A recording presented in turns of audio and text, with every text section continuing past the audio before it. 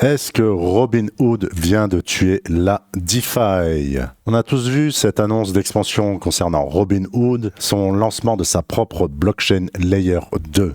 Mais est-ce que la plupart des investisseurs vont tomber encore une fois dans le même piège? Acheter n'importe quel token RWA. Se jeter sur n'importe quel projet RWA comme Ondo ou bien Centrifuge, c'est l'erreur classique. Confondre une thématique globale avec le lien réel de l'annonce. Donc aujourd'hui, je te propose 5 actifs en lien direct avec Robinhood. On verra l'analyse de prix, les volumes et est-ce que Cryptoscope confirme cette narrative.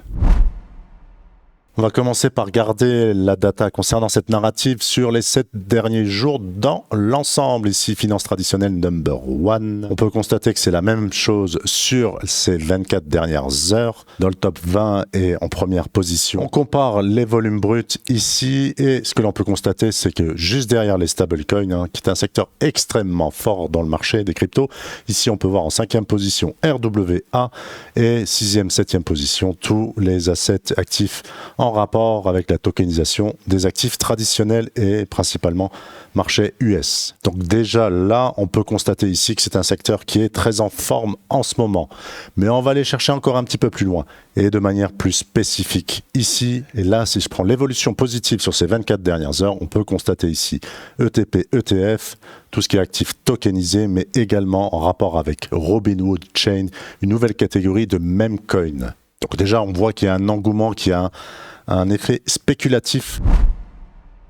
Donc le premier actif à analyser maintenant, c'est Arbitrum, parce qu'il est en lien direct avec Robinhood, car la blockchain est construite sur la technologie d'Arbitrum. Donc si le marché veut jouer sur un effet d'annonce ici, c'est les premières données à regarder. Et ici, on commence direct par la blockchain en question, Arbitrum. Ici, on peut voir que dans le secteur POS, c'est situé en 5e position. Également, le regain d'une place ici sur ces 24 dernières heures concernant l'ensemble du réseau POS. On passe au prix par rapport à l'USDT. On peut voir ici qu'on est situé toujours dans cette tendance baissière ici. Tu vois des hauts de moins en moins hauts, des bas de plus en plus bas, mais ici, si on zoome un petit peu, on peut constater ici une pause dans la tendance baissière, ici, potentiellement un retournement là, on peut voir ici que ce bas est quasi au même niveau que le précédent, on est revenu tester cette mèche du flash crash,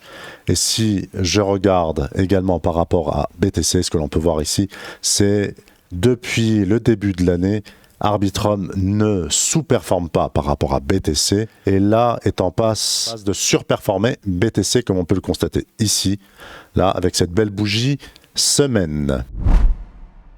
On passe à Uniswap maintenant qui est cité comme AMM, donc teneur de marché automatisé, ce qui permet d'échanger ses actifs sur une plateforme décentralisée à la différence des exchanges qui est fait avec un carnet d'ordre traditionnel, donc là on est on-chain. Passe rapidement ici, évolution positive sur les 24 dernières heures. Je vois un regain de 3 places ici concernant Unichain. On regarde par rapport à l'USDT ici, on peut voir ce support annuel ici, 1, 2, 3. Ici, le flash crash. Et là, on est situé là sur un train très fort. Là, ici, ce petit range situé ici autour de 2.4 et ici placé sur résistance ici autour des 3.7.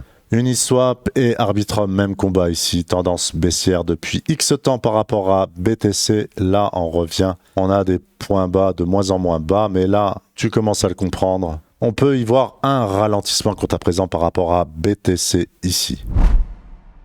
On regarde Link comme infrastructure en rapport avec Robinhood ici par rapport à l'USDT. Ici, ce que l'on peut remarquer, là, tu vois cette ancienne phase d'accumulation ici, 2022.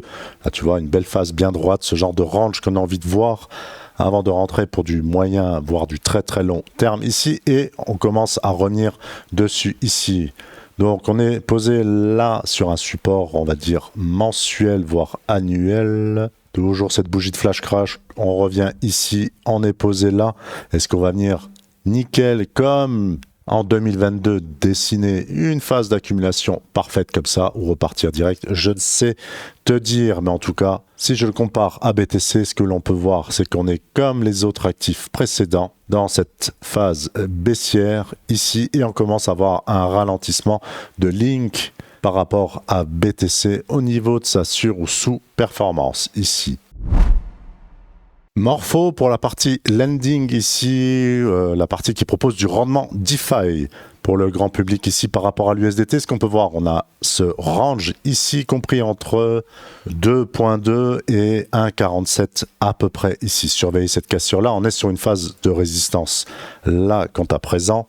Donc stratégie de range, surveiller éventuellement la cassure ou attendre un retour sur point bas. La validation se situerait ici où on reviendrait sur ce support annuel. Si je compare Morpho à BTC, on voit que depuis le début de l'année, Morpho surperforme allègrement BTC ici. On voit qu'on revient sur cette résistance-là qui date de janvier 2025. Ici, l'ATH de Morpho par rapport à BTC. Pour ma part, j'envisagerais plus une stratégie court terme concernant Morpho. Lighter, ticker Litalité, DEX de contrat perpétuel intégré dans le wallet de Robinhood.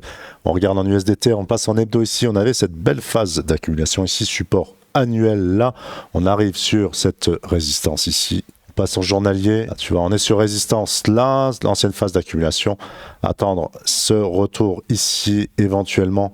Là, avec une belle réaction, s'il y a une relance pour du moyen terme, du swing trade, je ne compare pas à BTC, mais elle surperforme BTC depuis le début de l'année.